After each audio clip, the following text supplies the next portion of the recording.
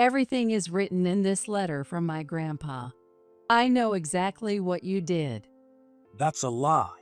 It's not a lie. Shall I read it out loud for you? Yes, that's nonsense. All lies. Even now, they refuse to admit what they've done.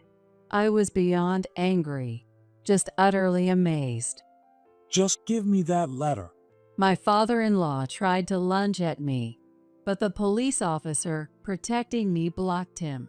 The police officers restrained my in-laws from both sides. Alice. My husband, Mark, murmured my name and hung his head.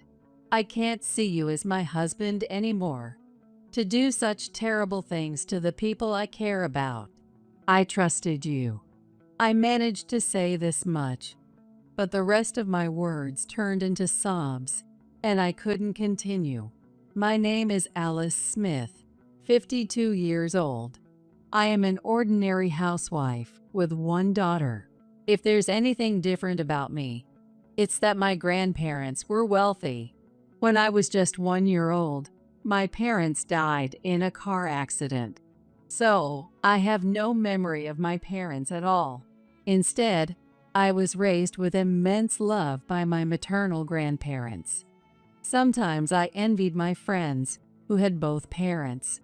But my grandparents cherished me so much that even my friends envied me. My grandpa, John, was the chairman of the Smith Group, managing several large companies, and my grandma, Emily, was his supportive partner. I grew up without any wants under this loving couple. They raised me, their only daughter's grandchild, with a warm heart. Our home had maids, chefs, gardeners, and many other people, all of whom treated me with great care. So I never had time to feel lonely, for which I feel a bit sorry for my parents. Back then, my paternal grandparents were still alive and would visit me a few times a year from a distance. But I remember feeling quite lonely when they passed away in later years. Right after graduating college, I married my husband, Mark. It was more like an arranged marriage. It was already decided that we would get married. I will marry someone suitable to take over my grandparents' company, I thought from a young age, and Mark was truly perfect in that regard. My grandparents chose him with all their might to ensure my happiness. Mark moved into our family as the spouse of the heiress. I had no complaints and was satisfied with this marriage. I can say that my married life with Mark was happy. Mark was determined to become the successor of our group through our marriage and worked hard to fit that role. People who saw our marriage as a strategic one wouldn't understand, but we truly came to trust each other. It wasn't a passionate love like a romantic marriage, but we quietly and firmly nurtured our love as a couple, seeing each other as irreplaceable. Well, that's how I felt. However, the one thing that troubled us was that we couldn't have children easily. My mom and grandma both married young and had daughters at the age of 20. I wanted to have children as soon as possible, like them. But I followed my grandparents' advice to at least graduate college. So I married Mark at 22 after graduating. Finally, at 29, 7 years after our marriage, we were blessed with our only daughter, Hilary. Hilary was so adorable, and as a couple, we cherished her just as my grandparents had cherished me. Hilary is really my only weakness. If something were to happen to you, I don't know how I'd go on living. Oh, what about me? I can't be your weakness. No, it's not like that. Alice, you are important too. When I sulked, Mark got panicked. When I stopped teasing and laughed, Mark looked relieved. In that perfect happiness, the one thing that slightly darkened my expression was Mark's parents. From my perspective, my in-laws. How should I put it? They were the kind of people who would watch me slyly from below. I treated them politely because they were Mark's parents. But if it weren't for that, I wouldn't have wanted to get close to them. My father-in-law, Bill, was the president of a subsidiary of the Smith Group, but he didn't have much management skill. He had run the company he inherited from his parents into the ground and had to beg my grandpa for help, barely keeping it afloat. My grandpa used to say, if he weren't Mark's father, I'd remove him from his position, considering it a mistake. And my mother-in-law, Lisa, was just as unpleasant, always cozying up to me whenever something happened. Alice, there's a party at George's company, and I need to attend, but I don't have a suitable bag. She would hint at wanting something like that. Mark told me not to bother with her, but I always ended up giving her some kind of gift. Well, thank you so much. You don't have your mother around, Alice, so you can always rely on me as your real mother. Even when she said that, she didn't seem like a mother to me, and I always sighed secretly. I'd been married to Mark for 30 years. Except for my in-laws, it's been truly peaceful and happy days. Our daughter, Hilary, has grown up beautiful and straightforward. She graduated from college and is now helping with the company at 23. She's at that age. I thought about finding someone suitable for her as the next successor of the Smith Group. That's so old-fashioned. I'll marry someone I choose. I was happy marrying your father. Just because it's arranged doesn't mean you can't meet a good person. Of course, I love Dad, but I want to explore my own possibilities more, and I want to be happy with the person I meet at that time. Is that so wrong? Even when I suggested arranged marriage to Hilary, she brushed it off. At such times, my in-laws brought a marriage proposal for Hilary. The suitor was none other than Mark's brother, George's son. George himself is a good man, and there's no problem with him. However, he's 5 years older than Mark, had children earlier than us, and his son is much older than Hilary. Moreover, I heard that even at 35, he is still single because he resembles his grandparents more than his parents and gets rejected even when there's a marriage proposal. He also holds an executive title at his grandparents' company, but does nothing and just plays around. It's a good proposal, isn't it? This will strengthen our family ties. Yes, they're a perfect match. Being cousins, it's great. Not at all. Even if Hilary herself wanted to marry this man, I would oppose it. I leave Hilary's marriage to her. I refused, but even now, they bring it up whenever something happens, which is extremely unpleasant. Of course, Hilary herself also clearly told them, why would I marry such a person? And rejected it through her grandparents. Mark, being the father of our beloved daughter, also scolded them harshly, but it seems they haven't given up yet. Despite such happy days continuing, I never expected such a sudden storm to hit us. Hello, Alice. Yes, what's the matter? Listen carefully and stay calm. Hearing the words that flowed into my ear, I couldn't help but drop my smartphone. My grandparents had taken their own lives. Mark's call was to inform me of their tragic news. John and Emily said they were going to the vacation home, right?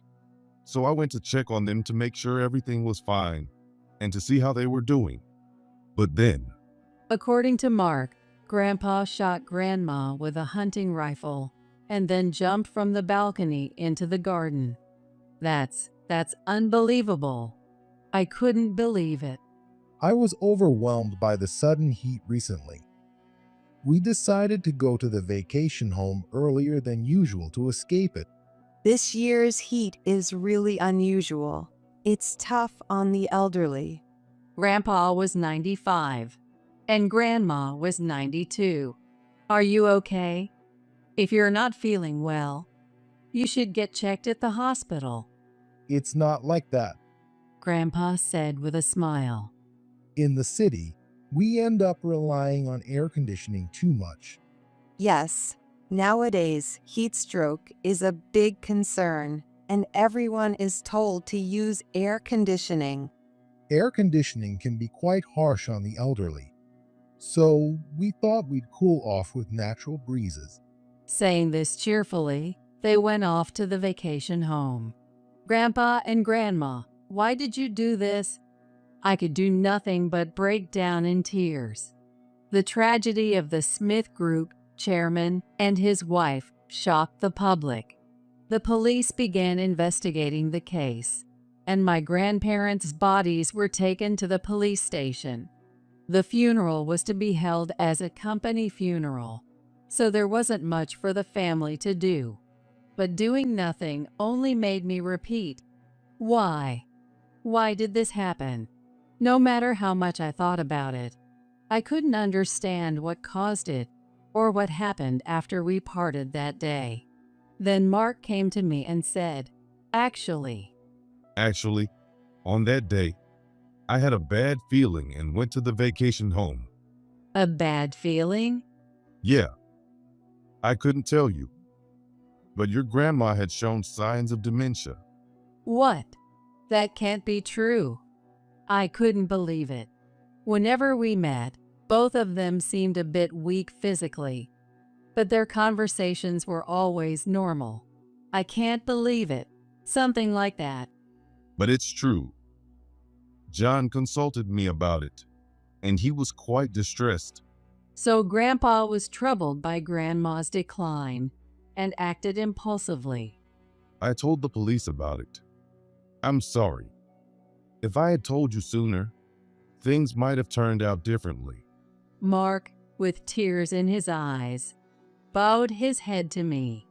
I was devastated by this new revelation and could only let time pass me by in a daze. A week after my grandparents took their own lives, a letter arrived at our house. It was from an accounting firm, but inside was another envelope. What? I was genuinely surprised to see the sender. It was a letter from Grandpa. It seemed that he had entrusted this letter to the accountant before his death. The envelope was marked confidential. I thought about telling Mark about the letter, but seeing that word, I decided not to. This letter was meant for me alone. So they didn't want me to tell my husband, Mark. I took it to my room, locked the door, and opened the envelope. Inside, it was written, "Read this without letting your husband notice." As I read on, I discovered shocking facts, and I hurried to the police. A few days later, the police came to our house to report. In the living room were Mark, our daughter Hilary, my in-laws, and me. We apologize for keeping you waiting. We have come to report the autopsy results of John and Emily Smith. The results were as Mark had said. Grandma was killed by the gun, and Grandpa died from the fall from the balcony. So what about the criminal aspect? That's the thing. There are some odd points. Odd points? Yes, The police officer took out some documents and handed out copies to everyone. the angle at which Emily was shot is strange. The angle? Yes, please look at this. Everyone looked at the indicated spot in the documents. If she was shot from this angle, the height of the shooter becomes important. Height? Yes, The documents showed that the shooter's height was estimated to be 5 feet 11. John wasn't that tall. He was 5 feet 3. The difference of 8 inches is big. I can somewhat understand. It's a matter of angles. Even a middle schooler can grasp these numbers. But couldn't he have shot her from something he stood on? Suddenly, Bill said this. Yes, that's right. Bill is correct. There was a sofa in that room. It may be he shot her from on top of it, Have you been to that vacation home? Oh, well, no. I don't recall ever inviting you, Bill and Lisa, to my grandpa's vacation home. That's right. We never invited my in-laws there. Oh, well, we were invited to some another vacation home, right? That was our vacation home. Oh, right. I must have been confused. Yeah, that's it. Besides, there are sofas in any vacation home, aren't there? Well, that's true. My in-laws looked relieved. Yeah, John must have shot Emily from on top of the sofa. Why would he need to do that? What? I mean, why would Grandpa need to go out of his way to shoot Grandma from an unstable position like a sofa? Oh, well. Lisa was at a loss for words. We don't know the reason. But if there's a height difference, that's the only explanation. By the way, Bill, you're quite tall for your age, aren't you? Bill's face twitched. You're almost 5'11", right? I remember Mark saying he inherited his height from you. I've shrunk with my age. I'm not that tall anymore. His shoulders seemed to slump a bit. By the way, Bill, you also have a hunting license, don't you? No, I only have the license. I don't own a gun anymore. But you know how to handle one. I don't know. Bill turned pale and started shaking. Everything is written in this letter from my grandpa. I know exactly what you did. The contents of my grandpa's letter were as follows. My in-laws were pressuring my grandparents to retire. They threatened my grandparents, saying if they didn't retire and hand over the chairmanship to Mark, they would suffer. And it also says here, if you are reading this letter, it means those two have done something to us. When I said this, Bill hastily denied it loudly. That's a lie. It's not a lie. Shall I read it out loud for you? Yes, it's all nonsense, lies. Even now, they refuse to admit what they've done. I was beyond angry, just utterly amazed. Just give me that letter. Bill tried to lunge at me, but the police officer protecting me blocked him. The police officers restrained my in-laws from both sides. Mark, it's not true, right? We are innocent. Yes, you know that, right? My in-laws desperately called out to Mark. Dad and Mom, just stop. Mark, still seated, quietly told his parents. It's over. Everything is known. You can't keep hiding it. It's a lie. I didn't do it. Yes, it was my son Mark who did it. Yes, our son is trying to frame us for his crimes. My in-laws were trying to pin their crimes on their own son to escape punishment. You can tell your story at the station. The police officers escorted my in-laws out of the room. You lied to me too. I'm sorry. I trusted you. Alice. My husband, Mark, muttered my name and dropped his head in defeat. I can't see you as my husband anymore. To do such terrible things to the people I care about. I trusted you. I managed to say this much, but my words turned into sobs, and I couldn't continue. Are you admitting to being an accomplice? Yes, I'm sorry. As Mark was about to be taken away by the police. Wait, please. Hilary called out to the police officer. My dad had nothing to do with this. Mom, there's proof. Dad didn't do it. Hilary. I thought Hilary was just trying to protect her dad, and it made me cry even more. Hilary, it's okay. No, it's not. I overheard something. That's why Dad isn't involved. Hilary seemed confident. What proof? Here, the time of the crime. At that time, my dad was still at home. Are you sure? Yes, Hilary nodded firmly. That day when I got home, I heard my dad talking on the phone. I don't know who he was talking to, but he was very shocked. Hilary explained to the police officer what she had overheard. My dad said, "What have you done?" Then, after listening for a while, he said, "No, Hilary, but..." Something like that. Hilary, you say? Yes. I was listening because I thought it might concern me, so I'm sure. It takes at least 2 hours to get from here to their vacation home, even if you rush. So, my dad couldn't be involved. I looked into Hilary's eyes. Those eyes were not protecting her dad or lying, they said. Anyway, we still need your husband to come to the station and talk. Mark was escorted out of the room by the police, following his parents. After the police investigation, it was revealed, as the letter stated, that my in-laws had been persistently pressuring my grandparents to hand over the chairmanship. Frustrated by their refusal, they thought that by getting rid of my grandparents, Mark would become chairman. Mark learned about his parents' actions through a phone call from them, which Hilary had overheard. I told my parents to turn themselves in, but they said if they did, Hilary would be known as the granddaughter of criminals. She would have to live with that burden for the rest of her life. They asked if I was okay with that, so I'm sorry. Mark confessed everything to the police, which greatly helped in uncovering his parents' crimes. Dad, it must have been tough. Your own parents committed the crime, and then using me as a shield to threaten you. Hilary cried for Mark. I also felt despair, thinking I had been betrayed by someone I trusted. But I understood that his concern for our daughter was significant.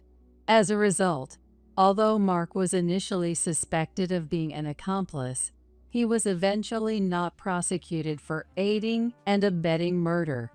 Aiding and abetting murder is a charge that can be brought against someone who knows about a crime and hides or protects the perpetrator. But in cases involving family, the emotional context can lead to forgiveness.